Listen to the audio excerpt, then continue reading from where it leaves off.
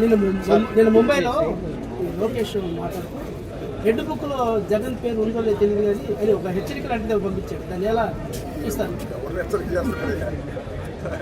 ఎవరిని హెచ్చరిస్తారు? పిల్లోడికి రాష్ట్ర రాజకీయం ఇచ్చి ఆడిస్తున్నారు. పిల్లకాయలు ఆడుకున్నట్టుగా రెడ్ బుక్ అని పెట్టి ఆడుకుంటున్నాడు. ఇంకా మాట్లాడటం బెటర్ అయ్యాడని అనుకున్నాను కానీ ఈ మాత్రం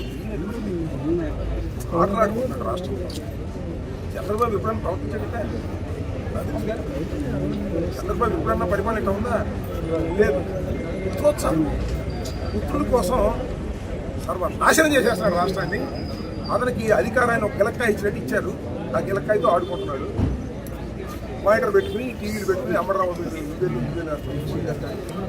ఎస్పీ స్టేషన్ రావద్దని చెప్తాడు. ఈ రకంగా ఒక దుర్మార్గమైనటువంటి ప్రవర్తన చేస్తున్నాడు. రెడ్ బుక్లో జగన్ ఉన్నాడనేది తర్వాత తెలియదు. నీకు చూడలేదా? నీకు తింటాడని భయపడతావా?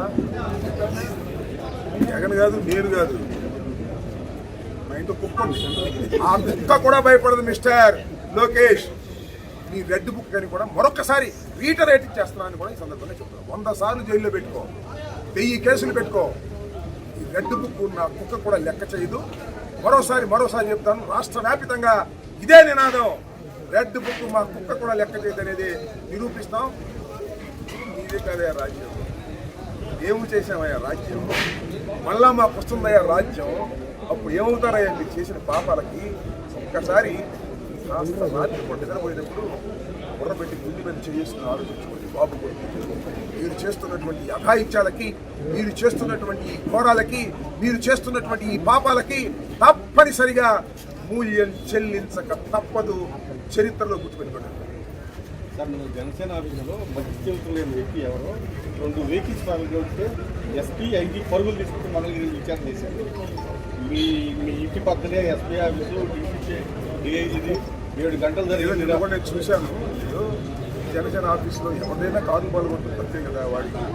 వాడికి మధ్యస్థితి ఉందా లేదా దగ్గర పవన్ కళ్యాణ్ గారు లాంటి పెద్ద నాయకులు, జనసేన నాయకులు కాదు పాల్గొట్టడం వాళ్ళు తప్పు. నా కాదు పాల్గొట్టడం మాత్రం, నా ఇల్లు పాల్గొట్టడం మాత్రం,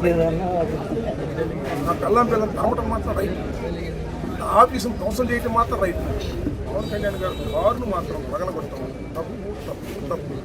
పవన్ కళ్యాణ్ గారు మీరు ఖండించకపోయినా, వాడు మధ్యస్థి మొత్తం లేకపోయినా ఈ కారు పగలగొట్టడం తప్పు. వారి మీద యాక్షన్ తీసుకోండి. మా మీద ఎట్టారు? మా మీద దాడి చేసిన వాళ్ళ మీద మధ్యస్థితితో లేని వాళ్ళు కాదు, వాళ్ళు బ్రహ్మాండమైన మధ్యస్థితితో ఉన్న వాళ్ళు దాడి చేసినా తీసుకోమాకండి. యాక్షన్ తీసుకోమాకండి. చట్టం తన పని తాను చేసుకెళ్ళేటటువంటి రోజులు తీసుకొస్తాం. చట్ట ప్రకారంగా గుర్తుపెట్టుకోండి. ఎవడు ఎక్కడ తప్పుకోలేడు దీనిలో.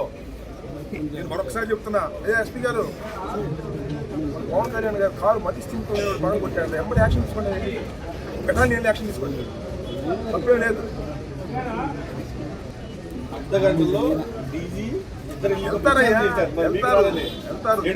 అర్ధ గంటలు వెళ్తారు. ఇక్కడ 7 గంటలు జరిగినా కూడా వెళ్ళకపోగా ప్రోత్సహిస్తారు. ఎంత తేడా ఉంది సార్ రాష్ట్రం. తేడా ఉంది.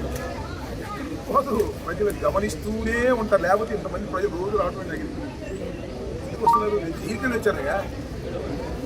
నేను పుణ్యక్షేత్రానికి వెళ్ళి రాలా, జైలుకెళ్ళి వస్తే వస్తున్నారు నా దగ్గరికి. కేసుల్లో ఇరుక్కుని రాజమండ్రి జైలుకి వెళ్తే నా దగ్గరికి దండోపటానికి వచ్చి, అన్నా ఇప్పుడు మాకు మేము ఉన్నామంటున్నారు. మీరు చేసిన పాప పరిహారం కాదు, మీరు అన్యాయంగా చేశారని కదా అర్థం. ఇప్పటికైనా తెలుసుకోండి, సిగ్గు తెచ్చుకుని ఇప్పటికైనా యాక్షన్ తీసుకునే ప్రయత్నం చేయండి. రాష్ట్రం ఫస్ట్ డ్యామేజ్ కంట్రోల్ అవుతుంది. మీరు యాక్షన్ తీసుకోకపోతే దానిపై తప్పనిసరిగా అనుభవిస్తారు. దానిలో ఏ విధమైన సందేహం లేదు. రోజులు కిర్రం తిరిగి వస్తాయి. అప్పుడే 2 సంవత్సరాలు అయిపోయింది. 3 సంవత్సరాలు, ఇంకా 2 సంవత్సరాలు అయితే ఆఖరి సంవత్సరం ఏముండదు. పెట్టుకుని కూడా సందర్భంగా